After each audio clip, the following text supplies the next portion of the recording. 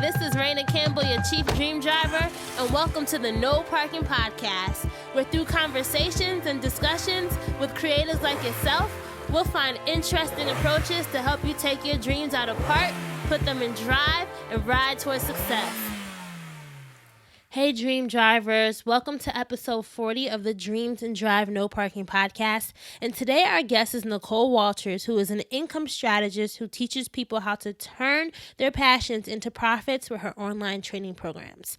Just over a year ago, she quit her six-figure corporate job while streaming live on Periscope in front of 10,000 people. 6 months later, she built $1 million business that helps everyday people, brands, and leaders realize their full potential. And on today's podcast episode, we talk about a host of things, but number one, we talk about what led Nicole to want to quit her job, why she decided to do it on Periscope, and just what she learned from that whole experience.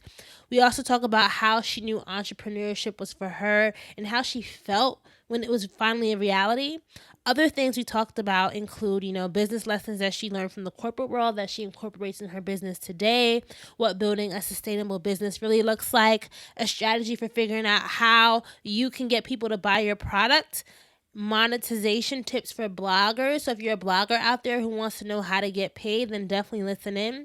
And beyond all that income strategy stuff that we talk about, I think you'll really enjoy listening to Nicole's story and what motivates her to keep going. I think out of all the things that we get from these podcast episodes, one of the things that really resonates with me, and I hope it resonates with you, is that we're all doing this for something, and we're all hoping to leave some kind of legacy. And that's one of the parts of Nicole's story that I really, really enjoyed hearing. So I hope that you guys enjoy hearing that as well. And remember, if you are listening to us on iTunes, please subscribe to our podcast channel. Make sure that you leave a review or rate us. It will be so appreciated. If you are also listening in on SoundCloud, you can also subscribe there as well. If you want today's show notes, just go to dreamsanddrive.com and click on episode 40. And last but not least, please make sure to follow us on social across the board at Dreams and Drive. All right, I hope you guys enjoyed today's episode. Hi, Nicole. Welcome to this episode of Dreams and Drive. We're so excited to have you as today's guest. Oh, thank you so much for having me. I'm excited. I know. I was just, as we were talking before, I felt like, I've been following you for a long time online. I actually think the way that I found you is, did you have a site where you sold wigs or you sold... Oh my God, it's so funny. Yes. Okay. You know why? Let me tell you the story. So I think I follow Myleik. Yes. And Myleik wore this phenomenal wig. I think it was Outre Joy. And I saw her, and then she was like, you have to go to Natural Nicole. So I went to, whatever. I found the site, and I found your site, and I went on it, but you didn't have the color that I wanted. So I had to, go to Amazon or somewhere like that to order. But yeah, I have my Outre Joy. I love that one. Oh my gosh, I love it. That's hilarious. And you know what's funny? I always get a kick out of the way that people come about. Because some people will say things like that, like, I knew you from your natural hair blogging days, and so that's how I came to you. And other people will say things like, I know you from your husband. I saw some weird Vine of him dancing, and it was just so great. And I followed the chain, the internet's weird like that, right? It really is. There's so much power in connection nowadays. You can literally, I have similar stories where people are like, oh yeah, I saw you from this person's LinkedIn post that his mother reshared on his page. And I'm just like, it's a rabbit hole. I know, it's too funny. But I'm glad we're connected now because, this is going to be fun. Yes, I was trying to remember, but that is how I stumbled upon your Instagram and then your site and your platform. So let's get straight to it. So the first question that I love to ask all our guests, because I think it's really fun, is what inspired you as a child? So if I were to say, who was Nicole as a kid, how would you respond? Well, I was always the, I don't want to say the problem child, But I just was the kid who was out there trying to make it happen. And I was the one who was sitting down with my mom, like, all right, let's make a plan. I was one in class who was like, you know what, let's just not just do recess. Let's form a brigade. We're going to clean up the playground. We're going to go around and like get things better. Like I was always the one trying to pull people together to get things done. And I think I was always inspired by problems. Problems were something that I was not fearless about, but comfortable with, like comfortable saying, you know what, everything can be tackled with the right amount of time and resources. So as dorky as it sounds, I 100% was just that kid who, if someone cried, I was like, hey, let's figure this out. So that was me. That's so funny because I think it's a common theme. Like a lot of my guests who have been on have answered that question with similar veins. Like they have said, like, I was the creative person. I was always out there doing something. So it's so funny to see like what you're doing now and how you are helping people, solve their problems, especially when it comes to money and other things. So that's an interesting conclusion or interesting evolution from when you were a child. Yeah, no, and it's definitely in line with, especially like you were saying, I monetize now. So when I was younger, I grew up without, we just didn't have money. That was an ongoing problem that, how when you're a kid, if your parents work really hard to make it so that you don't know that you're poor, So I didn't know that I was poor. I just knew that that things were different, that my friends had wealth when I would go play at their houses. But then, I'd come home and it'd be like, one meal a day, like something was off. And it was this thing that always kind of, it was in the back of my mind, like, gosh, there's got to be better ways, and limited understanding as a child. Now I have deep understanding and I'm certainly looking to find those ways. Where did you grow up? I actually grew up in Washington, D.C. My parents are both African immigrants from Ghana, West Africa. So I grew up in D.C. and my dad was a cab driver until he retired just about 2 years ago. My mom was the secretary at a boating insurance company. Okay, I've been wondering like why all my guests on my show are either have immigrant parents. I kid you not. I feel like everyone on my show is either Caribbean American or of African descent or something. So it's just it's so funny. And it's interesting how that works out. I feel like part of it may be that I don't know if just from the motherland there's like entrepreneurship in that soil. Like I don't know. But then the other side of it is, I think that it's a cultural thing with parenting. Like our parents are very, very, very strict and very big on independence and making sure that whatever you're doing is the type of thing that's going to leave a legacy in the long run. So there's definitely cultural overlaps, I think, with the African American population in the U.S. because we're a proud population to begin with. I just think that African parents, it's just something that's really echoed from like birth. Like you will be excellent. I mean, you've seen The Lion King, right? Simba was held up. Simba was like, you're going to be the king, from day one. So that's kind of how it was from day one. I know, yeah. My parents are Jamaican, and I feel like one of the things I've always seen them demonstrate growing up is that characteristic of being a hustler. Like, it's like that hustle spirit, you kind of just inherit it and you just want to see it live on. So that's something too. Oh my gosh. Jamaicans are some of the hardest working. I go to Jamaica, 3 to 4 times a year because it's like Africa with like better beaches. I just love it. And whenever I go, I mean, Jamaicans legit I will never forget this. As an entrepreneur, you learn to spot it. There was this kid who was reselling inflatables, like the type of things like inner tubes, the things that you lay on the beach on. He was waiting because tourists would come and they wouldn't want to bring them back, right? So they would use them for the time that they're there, then they would leave them there. So he was collecting any type of inflatables that people left after their trip, like on the beach or on the water or by pools, and he would resell them to people. I mean, so he was literally turning 100% profit on things that people were leaving as trash. And I was like, yes, you better get your money, young man. Yes, that is smart too, Not a lot of people, like there might be someone who might look at that and say, oh, what a waste. But someone else would look at that and say, what an opportunity. Right. So yeah. Did you ever, when you were a kid, did you ever think that you would one day be an entrepreneur? Because I know you took the corporate route. Mm-hmm.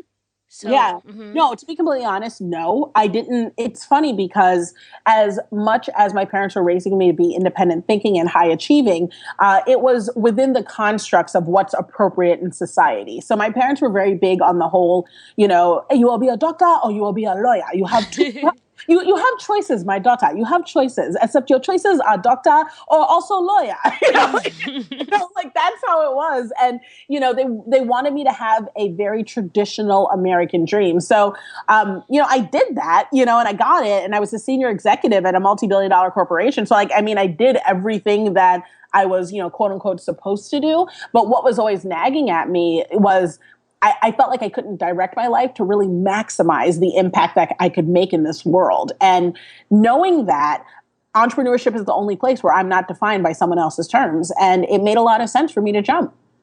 So tell us about that day when you decided to Periscope, you quitting your job. Like what inspired that, and what happened next? Maybe give some background for our dream drivers listening in. Sure, of course. So it always sounds crazy. People hear it and they're just like, what? They kind of perk up like, I'm sorry, say what? Like, a lot of things happened up until that day. So prior to that day, I'd been documenting and detailing what was going on with my life and my career and just that struggle that I was just talking about, where I was saying, I feel limited. I feel like I'm boxed in. I feel like I don't align with, my purpose as defined by my corporation. And I was going online and helping people. I was actually offering independent consulting opportunities with people, saying, hey, oh, you have a business question? I got the answer. I was just kind of walking through it. And Periscope was a great live streaming platform to do it. So leading up, I was kind of getting a taste of what it would be like. And I was like, oh no, this is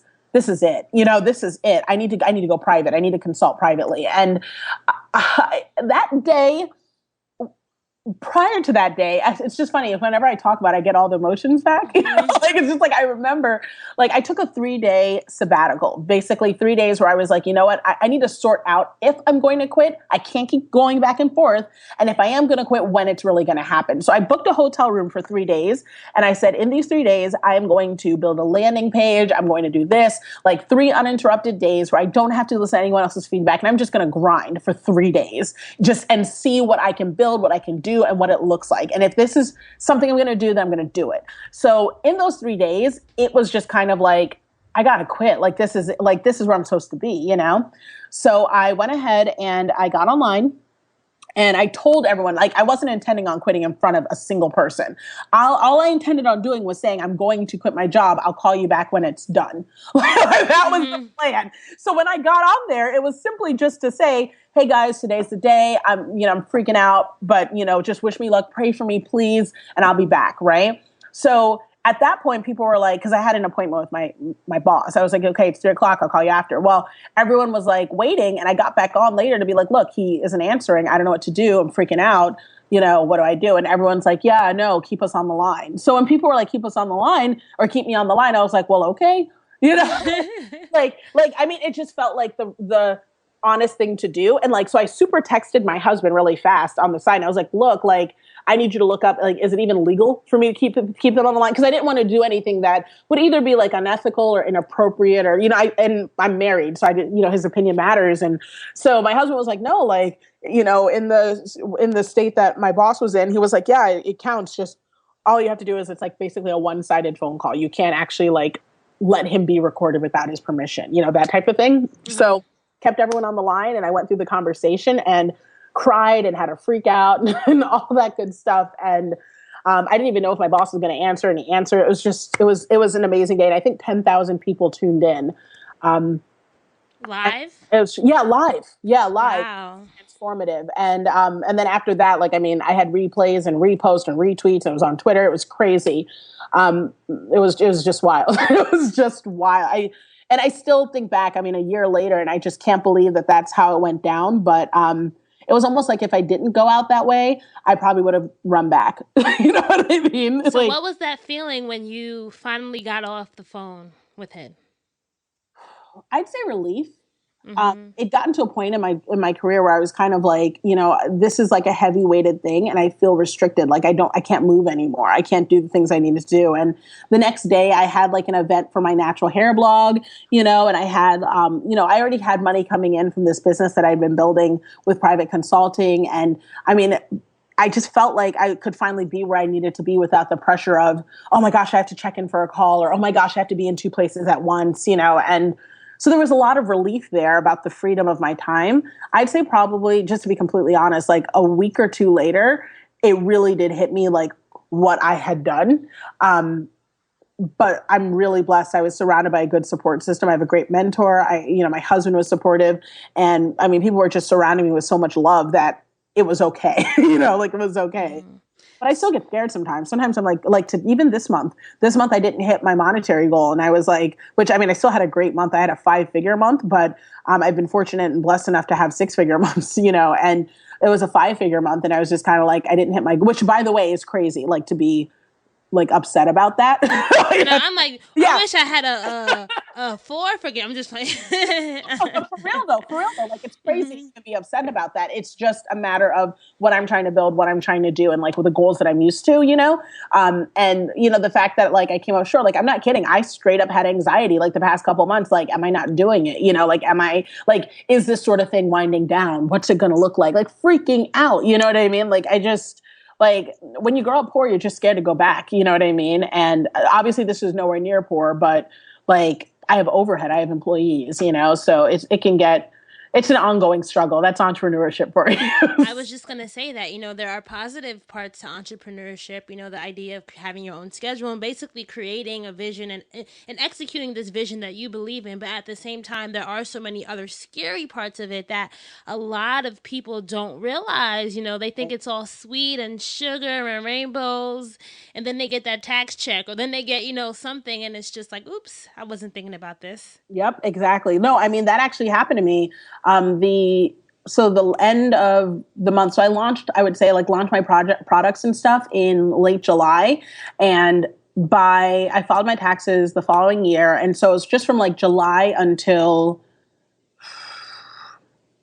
I guess January or so, I guess would be the time frame for the 2014 taxes. So just for that like month time, I'd launched my course. I had no idea how well my course would do. I also had no idea what type of money courses bring in. So I just did not anticipate that like my course 1K One Day Academy would do so well. So I mean, I brought in multiple 6 figures during that time frame from several different launches of my course. In addition to, I had like mini products and things like that were selling really well. So all that stuff is great, like again, no complaints. You're like, yeah, you brought in money, but I also had, a tax that I had to offer. Because remember, I also worked my 6-figure job, which the first part of the year. So my tax penalty, I had a 5-figure tax bill, that I had to pay in April that came in. And I'm blessed because my company is like making money, but like, you better believe like I had a straight up, there's no way I ever would have anticipated that. Even though I knew my taxes would be higher, for some reason, I just was not ready to see that amount.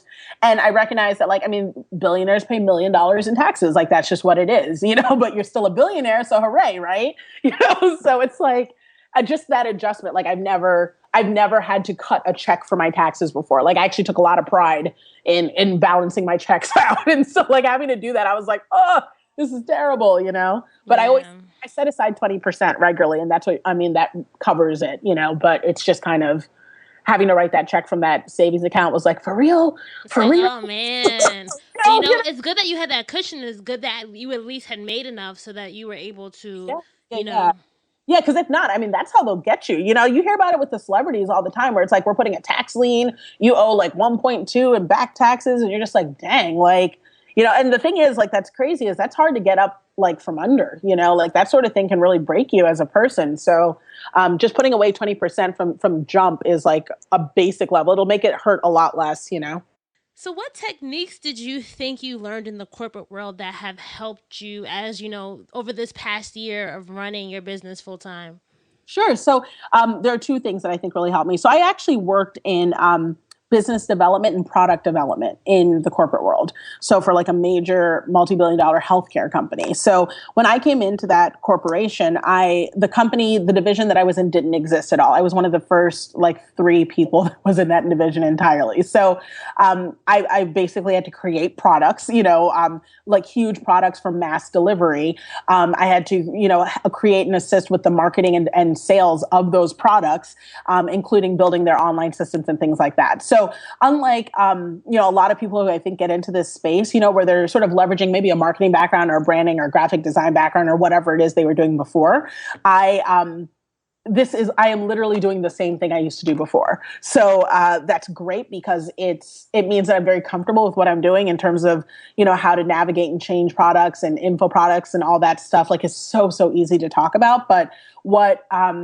is more fun about it is that like the people I'm working for are just like so deserving, like so deserving. Like it's not the same feeling of, there were times where I would help close deals because I also, sales was a huge, as I started in the company, I started off working the business development, product development, then I transitioned into sales and, handling like high executive business to business sales. So like that part of it, you close a deal that's like 2 million for a company, you take home your 6-figure check, you know what I mean? Like, and you're just kind of like, all right. And then you're like, well, I just made that company really happy, but what did I really do for their employees? And what did I really do for their kids? And what did I really do to push the world forward? My company just hit $1 billion profit, for the quarter, like good for them, but what are they doing with it? That type of stuff was just, it was eating at me. Like I didn't like the way the conversations were going in meetings. It just didn't feel like I was putting my talents where they were being maximized to propel the world forward. So now using those same skills, but putting them into people who are like, oh no, like I have skills that like I certainly don't have. Like some of the people I work with are like helping people with eating disorders. I don't know anything about that. So if I'm able to help you with your systems and your strategies and your sales process to help you sell and get help to people who deserve the help, I'm now helping people with eating disorders. And that's something I could never do, Mm-hmm. It's amazing. It's impactful. And it's something that just like fuels me to get up every day and keep working. Yeah, I just wrote down the word purpose. It feels like you like that you now have this purpose that you can identify with. Absolutely. And it's clearly visible, like as cheesy as it is, it's a lot easier to see when I'm able to, have a consultation, break down someone's business, give them tools, give them something actionable that they can do, plug in things and close the gaps for them. And then that person's now able to go off and help like 30 people lose 100 pounds. Like you've helped change a life. Like you saved life. Like it's a big deal. And it means so much more than just, padding a corporate, billionaire's pocket. So, Yep. So what made you decide to, become an income strategist? That's the first time I ever heard that term, income strategist. So all these terms are made up, just so you know. Like, for real, it's just, that's just like branding jargon. You know what I mean? Mm-hmm.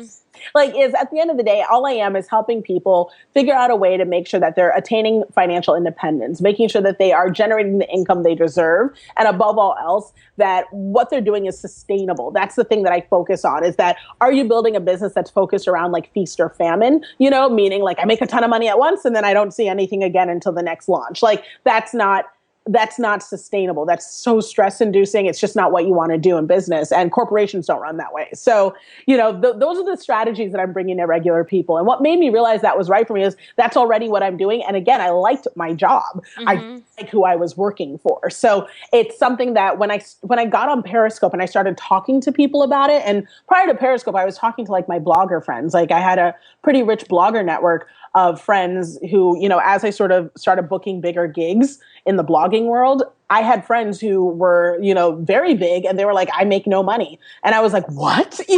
How do you make no money? Like, what's going on?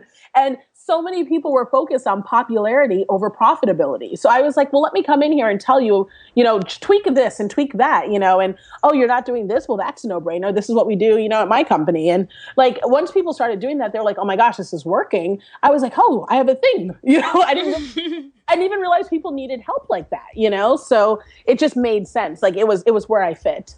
So one of the things I wanted to ask you is, what do you think were some of the biggest mistakes that you saw people making in those, when you first started working with clients on income, as an income strategist? As an income strategist, yes. No, so the biggest mistake that I think people make is they don't listen to their market. By and large, that's one of the biggest mistakes. So they'll get a great idea of, an offering that they want to give to people. Like, oh, this is great. I'm going to make this great thing. Or I love this doll. Or, people are always complimenting my blank, and then they just kind of want to rush to market with that. And they aren't considering their overhead. They're not considering their cost. They're certainly not figuring out profit margins when it comes to their pricing. They're just kind of like making up a price and excited to launch the thing, because oftentimes people may be a creative, so they're not really worried about those logistics. And the issue is, when you do that, you can end up, one, taking a huge loss to your pocketbook because you put your money behind this venture, that hasn't been tried or tested or true. And then second, it can be soul crushing, when in reality, if you'd run a survey, if you'd run a beta test, if you'd, looked at multivariate, circumstances and talk to people outside of your own personal unit, because we form these echo chambers of people who are like, girl, go ahead and do it. That looks good. People who are lying to you, like, yeah, right, I love that color. Right. Or even friends who are just like, no, I love it. Like, this is great. It's a great idea. Like, it's great to have that positive network, but you got to have your focus groups, girl. You got to have like an objective opinion to really determine what people want. And, people just don't ask. They don't ask, what do people want to see from you? So I think that that's a huge mistake that I see repeated over and over. You'll have like a hair blogger who wants to write an empowerment book. And it's like, is that really what people want from you? Is that something that people identify with you? And it doesn't mean that you can't do it. It doesn't mean that you can't reinvent yourself. I'm a hair blogger that's now an income strategist. It doesn't mean that you can't offer people things that are different from where they may originally know you. You just have to prepare them for it. You have to introduce them to it. And you certainly have to have like a resume that sort of, backs and supports what it is that you're going to offer, so they can understand that there's a new relationship here and it's safe to engage in it. I love that you said that, because what I see a lot of times is entrepreneurs who are so scared to, this might sound harsh, like kill their babies. You know what I mean? Like, that's one of the things when you say you're going to become an entrepreneur, you think in your head, well, I can do whatever I want and sell it and people should buy it. Right. But no. That is not how it goes. Right. Not at all. And it's funny because, God bless them. I love creative entrepreneurs, because they're the ones that will look at, a regular cell phone, a flip phone from back in the day, and be like, we need to take all the buttons off of it. Just like crazy notions that end up transforming the way that we use everyday devices, So like, I love that. But there's also, people work best in tandem. It's part of why, there's no pride in being an army of one. I have people on my team that are very different from me, that are extremely detail oriented and logistically and technologically driven. So that if I'm coming in there with any sort of high level, lofty concept, they can break down the logistics and see, okay, like, how are we going to make this actionable? I have an accountant, I have financial wealth managers, because it's important to have the people around you to support the skill sets that you don't have, so you can see your dream realized.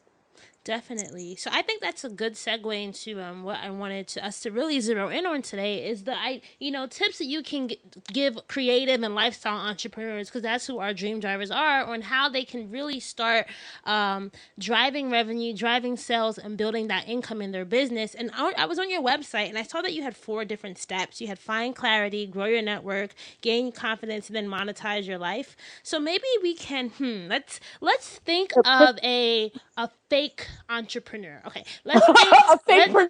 Yeah. Like, let's think of like a fake. I'm trying to give us a beta person we can talk through. So, okay, here's someone, because I think there's a lot of people in here, or a lot of people listening who might like this. Let's say there's a girl who wants to sell hair, luxury hair to an older African American female, East Coast, New York City. That's her demographic. All right. Okay. So let's say that she's this entrepreneur. What are the things that she really needs to focus on first when it comes to figuring out, all right, how are you going to get people to buy your product, which is hair? Sure. So I think that so many of us are quick to look at the path forward. Whenever I sit down with a client, the first thing I ask is, where'd you come from? So one of the first things I would ask her is just kind of about her background. So why do you love hair? What is it? Because that's where your story starts. And that's really what's going to compel people to purchase from you and differentiate you in the marketplace. So before we even look at where are we going to purchase the hair, how much is it going to cost? What are your wholesale rates? What's the overhead? Because there is the business checklist, to make sure that your profit margins are right, and look at those numbers, that's something that is sort of standardized with your monetization and going to market. I would first ask her and get clarity around, why do you want to do this? Is this really what you want to do? Because a lot of times people will will focus and drill down on a specific thing like selling hair, when in reality it's, it may not be about selling hair. Maybe I like making people feel beautiful. Okay, well, let's talk about that. You know what I mean? So, it's like, so that would be the first thing, is I just get clarity. So let's say homegirl's like, okay, well, I want to sell hair. I love bundles. I've been doing this forever, and I'm like a big blogger with bundles. I just want to add this to my site. So, okay, cool. Then my next question would be, okay, well, do you want to white label? Do you want to wholesale? Are you looking to sell individually? Are you looking to sell as a private label through a Shopify store? I mean, there's a lot of ways to go. And what I would do first is just educate her on what the options are based on the end result that she's looking to attain. So, I mean, it's an extensive process, but depending on what she decides, then we would go from there. And then it's about sourcing and finding out, what makes sense in terms of the price point, what she's willing to invest and what she can afford. Does she need venture capital funds or go into like a JV joint venture with someone else? Does she want to use herself for branding? Does she want to use someone independently for marketing? I mean, these are all questions that would come up to see, but it's not something that couldn't be done. It's just the first session, I would definitely walk her through, hey, this is what the process looks like.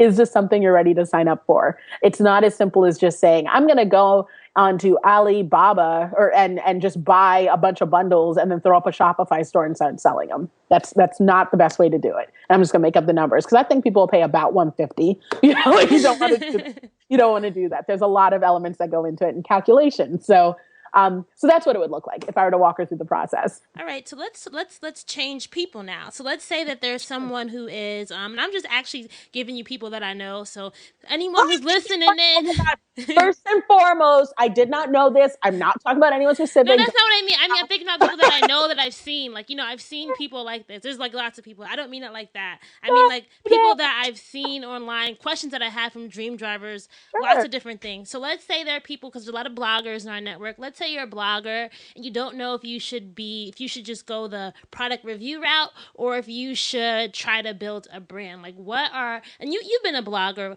How can you really, I think it's so hard nowadays if you haven't already built this following to really monetize. So maybe let me just get specific with you then. Like what can bloggers do what can bloggers do to really make sure that they are revenue maximizing? Sure. No, I think that's a great question. And it's pretty simple with bloggers, because if you have an audience already built in, you ask your audience. That's the first thing you do. I think that a lot of us get caught up in the, what do I do? What do I do? What's everyone else doing? I'll just replicate what they're doing. What are people saying is the number one thing to do? Ask your audience, because it's going to vary. If you are a mom blogger where you're helping people with everyday mom things, they may say, look, I would love to see a cookbook of your top recipes made in under 30 minutes for under $30. Like that's what I need to see from you. Cause I feel like when I get to your site, I'm looking all over and I would love to see that broken down. Or if you are a fitness blogger, it's like, look, you talk about your transformation, you detail that online, but I would love to see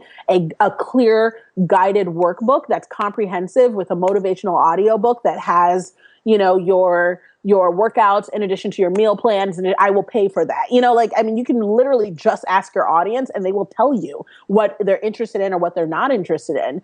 So that's the first part. But definitely as a blogger, it's about productizing and getting a service or a product into someone's hands. People need to pay for something. And what happens is your blog really just serves as a medium to draw people to you, to help build that relationship, to allow them to see what it is that you offer and what you're about. And it also serves as for branding and opportunities. I think that a lot of bloggers forget that, there is it's not old school. It's the traditional method of get a PR person, get with an agency, ask for representation, look for a manager, because you should be pitching yourself, to opportunities to get that exposure by working for events and for hosting and for gigs and events. It doesn't mean like a big, huge event working with Ford and brand partnerships. I think so many bloggers get focused on that.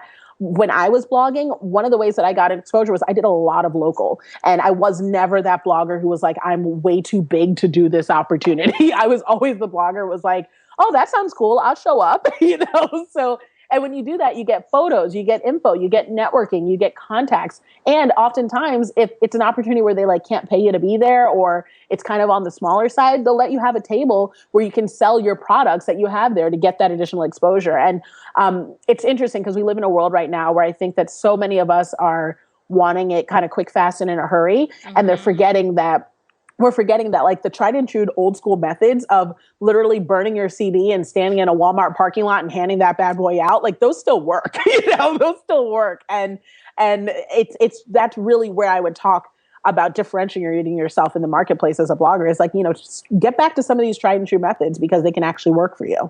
Do you think social media has made people lazy where they see all these Instagram bloggers who have all this success and they feel like, all I have to do is just post pictures and hashtag all day and I'll become a millionaire? It's funny. I think it's two-pronged. I don't think that it's made people lazy. I think that there's a perspective out there that's being perpetuated that for some reason you can get success without work. And I know that like, honestly, I could be guilty of it. Like I love what I do so much that I know that I can make it look easy at times because of how much joy I bring to what I do. And I think part of that comes from the fact that I hated my job. Like I hated where I was so much that now that I'm here, I'm so joyful that my work looks pleasant. So it's like, but make no mistake, it's still work. It's still hustle. I'm still up till 3 a.m. I don't watch TV. I don't watch Netflix. I don't binge on shows. I don't have a social life outside of like my family. And then like, my key inner circle. Like, I mean, it is, I am all about my business and I am all in my business. You will never see me posting online like, lazy, lacking motivation, because I'm out here to work, So, I mean, there's that part of it, I think is, just making sure that the people who are out there being leaders and examples are being authentic and saying like, look, this is hard and I cry sometimes, that's one part of it. And I think the other side of it is just people, I don't think that it's that people are lazy. I just think that it feels elusive because so many people have their own past. And I think we forget to like always come back and listen to ourselves, like I may be one of those coaches, mentors, consultants that are out there, but everything I say isn't right. Everything I say isn't right for you. It's important that people are actually saying and reflecting on what works for them, for their audience, and for their end goal. If you're trying to be the biggest blogger ever, that works for you. It doesn't mean that that's what I'm trying to do. So should you be listening to me? So it's about paying attention to that, extracting the pieces that work and applying them for you if they do work. I think that that's the big difference right now. So, Nicole, how were you able to build your sales each month and eventually reach those 5-figure months? Sure. So one of the things that matters, I think, more than anything is multiple streams of income. So I think that there are so many people who just think, because the loudest part of my business is my 1K 1 Day Academy, right? It's the most like vocal because it's a course launch. That's always the loudest part of your business. However, there is no millionaire out there that's making all their money on one stream of income. Every single person that's out there, millionaires, billionaires, even 6-figure-naires, are not making their money on one stream of income. Sure, I have my launch and my launch is a huge revenue driver for me. I mean, every launch that I've had, aside from my very first one that was a beta, has been a 6-figure launch. So that has obviously been a tremendous revenue source for my business. But the other part of my business is I get speaking engagements. Speaking engagements are 4-figure opportunities for me. Hopefully someday they'll be 5-figure opportunities for me. So my speaking engagements are really big. I'll be speaking with Dave Ramsey next month. And prior to that, I was speaking with Shalene Johnson, and hitting those stages, like you're in front of a lot of people, thousands, and you're, these are big names in the industry. And so that usually ends up turning into big financial results. I also have affiliate relationships. So within my course, anytime someone has a consulting session with me, if there's a product that I'm using, even if there isn't an existing affiliate relationship with them, I pitch one. So I don't promote things that I'm using that I love. Well, I do. If I love it. But if I can get an affiliate relationship for it, I will. So what's great is most places are like, oh, you have an audience, oh, you're willing to promote our product because you love it and you're using it anyway. Sure. We'll pay you 30%, on that relationship. Absolutely. Affiliate relationships for courses, for products, for software, they can vary anywhere from 10% to 50%. So I think that that's another part that people really forget, that if you are able to sell a product that costs anywhere from $300 to $1,000 and you're getting 30 to 50% of that, you better believe that that's some really good passive income, so that pays pretty consistently.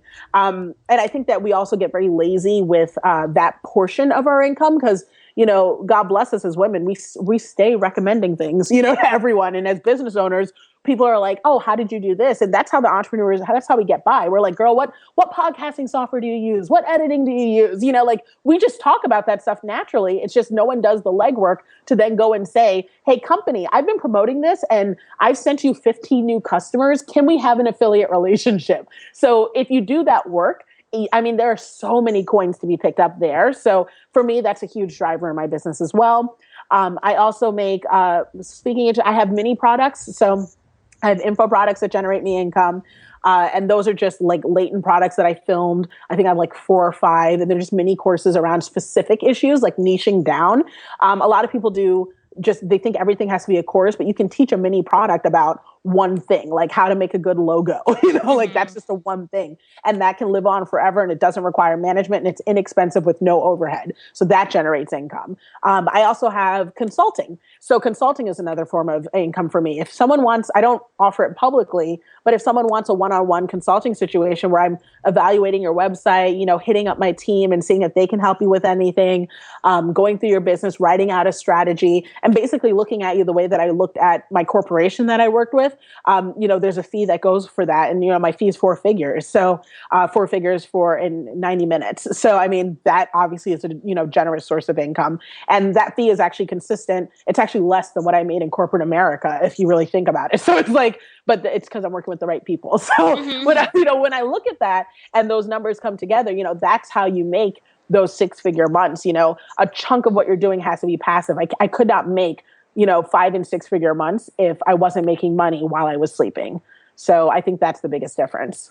And for people listening in, one of the things, if you want to get some ideas or an affiliate relationships, one thing I found that is really useful is some bloggers post their income reports. So sometimes all you have to do is go to their income reports and see what type of companies are offering affiliate relationships. So that's something that I would recommend to people listening in. That is a great recommendation. I think that, and just one of my personal tips, the person that I follow for income reports is Pat Flynn. Oh, yes. I love Pat Flynn. Smart Passive Income. Smart Passive Income. Like, I went right to his site and I was like, oh, I don't have a resources page set up. Like, if you set up a resources page, you're monetizing your traffic right out of the gate. So one of the things that I always see with bloggers is, like, at the end of their YouTubes, they will have like a long list of, this is what I use for I filmed this with a Canon T3i. I edited this with iMovie, blah, blah, blah. They'll just list all of their resources in the description section of their blog. But it's like, put that onto a blog page also. Because if you do, then it becomes clickable traffic that you can either use as data to leverage when you're pitching a company to say, hey, I want an affiliate relationship for you. I'm sending this many people. I can delete this. You know what I mean? Or B, you can then research and see if there's an affiliate relationship to have, and now people are actually going to buy your product. So instead of having that in your blog section, you can say, click here for a link to my resources. And then people click that link and then they buy your stuff, or you get paid a percentage. It's just simple tweaks like that where you're actually directing traffic, and it makes a lot of sense. And it's just coins dropped that people don't think of. And I've seen people set up like their own little Amazon stores or little sub stores. So that's definitely a way that that can help people, if they feel like, if you feel like people won't trust going to your site and then buying it, use the branding of other, affiliate partners that you can partner with. So that's something that, is crucial. That was where you got my wig. You got it off of my store. No, I didn't get it off because the style, the color that wasn't there, but that's where I would have bought it.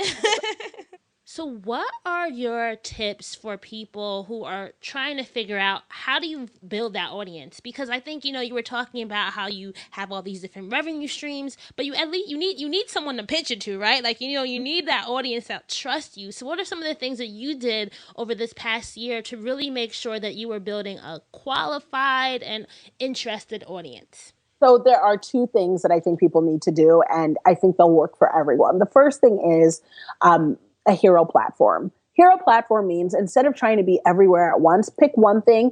And the second part is give it your all, be consistent. So like what you're doing here with Dreams and Drive, you said, look, I'm going to give this podcasting thing a real run and I'm going to commit myself to it, even if it's just for a time frame. I'm going to show up every day and I'm going to do the work. And I think that is the thing that whenever I see bloggers that aren't succeeding or people who have, brands or whatever they're trying to get going and they're not seeing the results they want, a lot of times that's pretty consistent with them not doing the work. They're not showing up or they don't want to put up, work consistently. They're not blogging consistently. And it's for whatever reasons that may be, you're not giving your audience something for them to, it's a relationship. So if they can't count on you, why would they pay you? So because of that, I really think that those two things, pick a platform. You don't have to be everywhere. You just have to be great in somewhere and then be there regularly all the time, delivering your best value.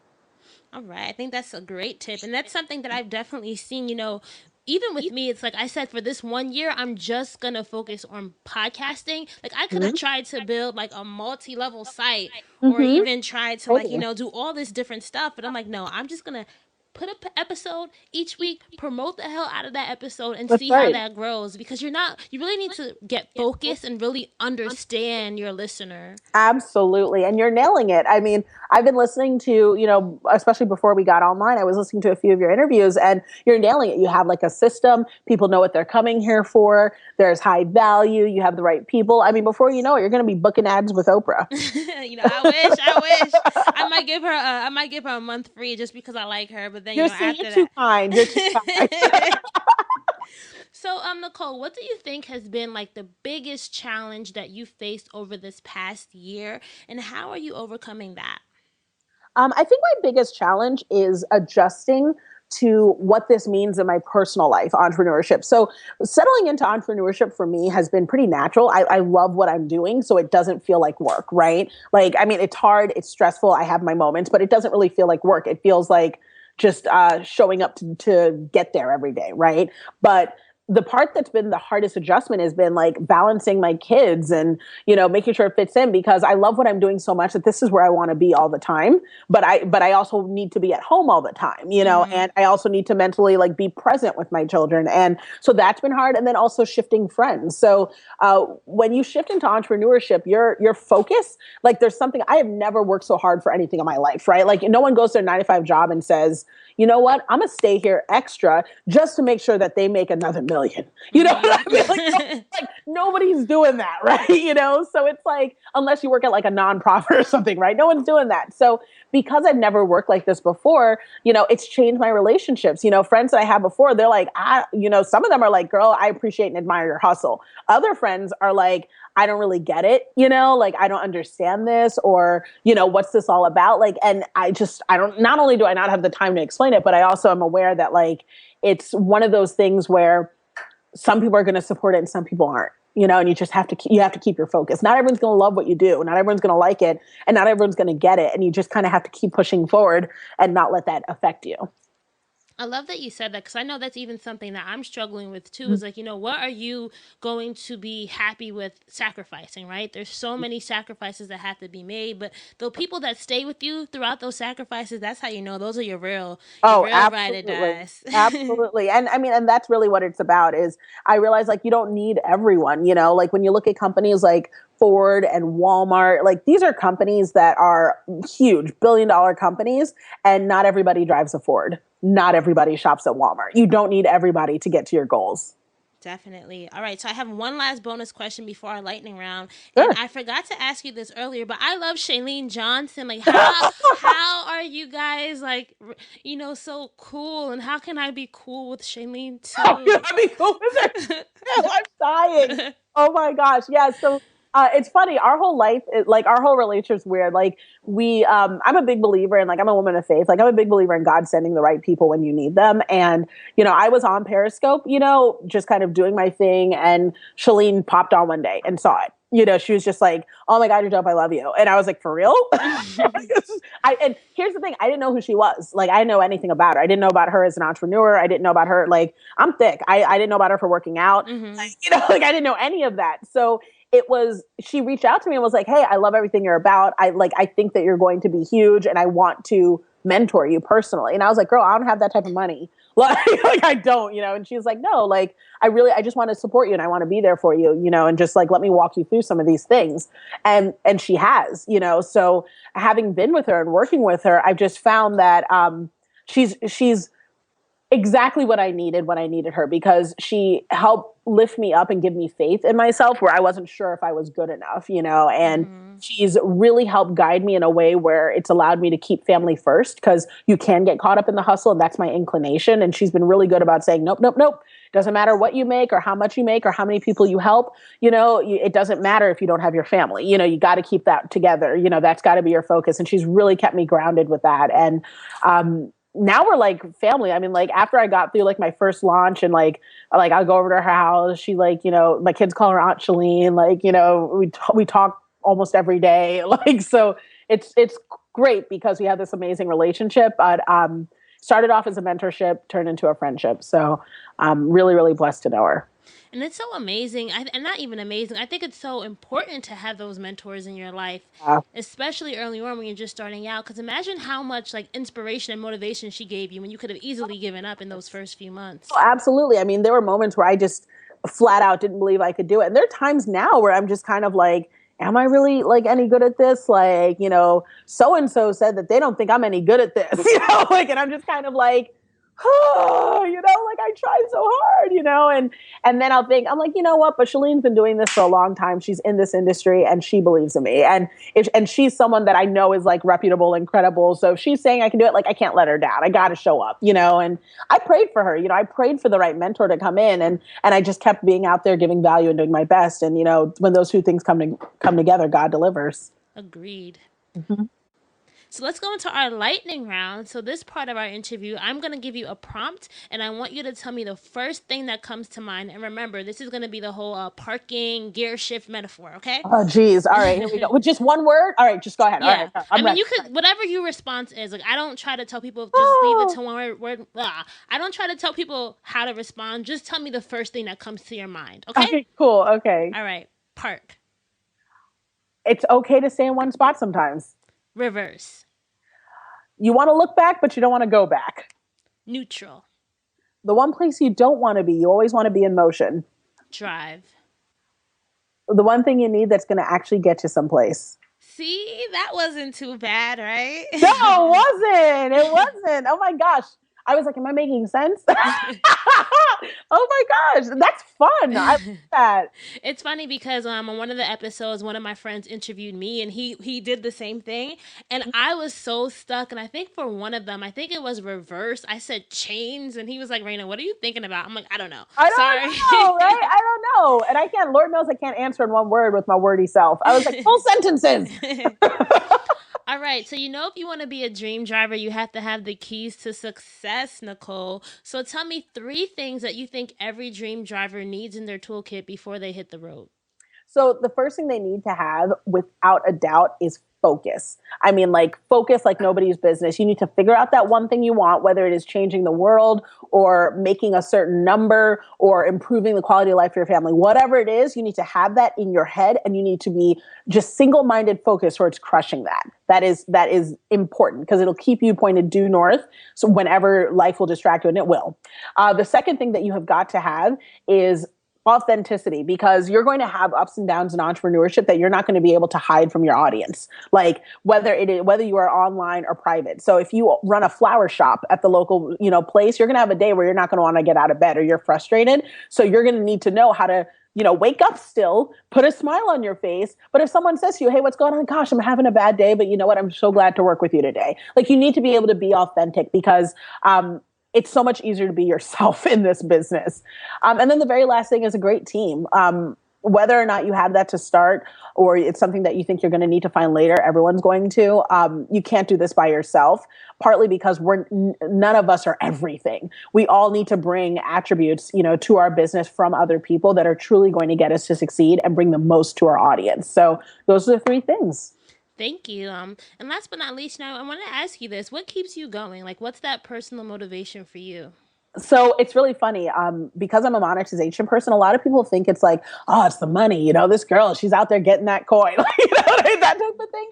when people don't like, I don't, it's cool. I'm glad you asked because the real answer is like my kids. You know what I mean? My kids, like they keep me, I'm like feeling really emotional. Like my kids, like they are so resilient and they've been through so much in their life already. And I now have this opportunity to not just be an example for them and show them what it looks like because, I grew up poor too, but also to like give them this life that not only do they deserve and they're worth, but that is going to propel them to realize their dreams. And so even when I, say to myself, gosh, like, I don't know if this is something I want to do anymore, or, this day is so hard. Like when I think of my kids, like it's easy to show up.